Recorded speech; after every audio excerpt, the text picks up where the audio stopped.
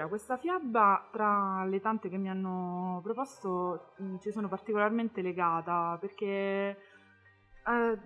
essendo comunque crudele, essendo comunque una fiaba degli Andersen e quindi ha questo, come posso dire, questo modo di raccontare, come quella dei Grimm, molto diretta, molto dura, però c'è comunque un grande senso di questo amore. Io poi sono un po' per questi amori tragici, quindi mi ha colpito subito e mi è piaciuta la sfida.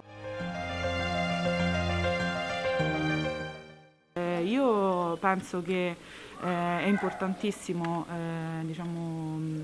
leggere le fiabe da parte degli adulti proprio perché insomma, ci ricordano chi siamo stati e insomma, fungiamo anche da ponte per quelli che, insomma, per i nuovi grandi che saranno, un po' come tutto, insomma. Le fiabe sono semplicemente un nuovo modo cioè un nuovo modo in realtà è un antico modo di trasmettere dei valori e ce li dobbiamo sempre ricordare.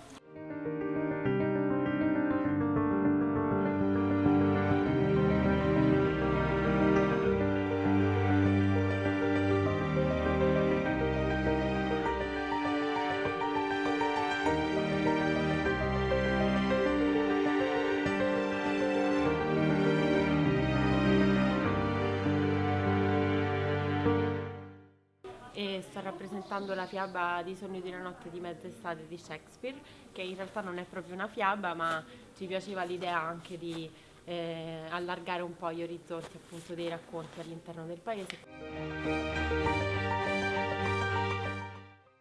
Beh, le fiabe sono importanti senz'altro per alimentare la nostra fantasia e poi anche per continuare un po' a sognare e a rendere felice la vita anche in quei momenti magari che non lo è. E questo sicuramente l'arte è importante in questo senso perché come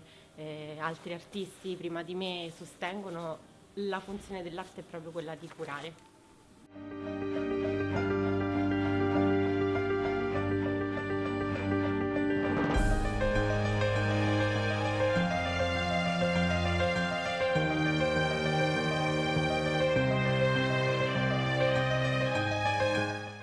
Le favole sono importanti sia per i bambini che per gli adulti, perché sono una metafora della vita e a qualsiasi età ci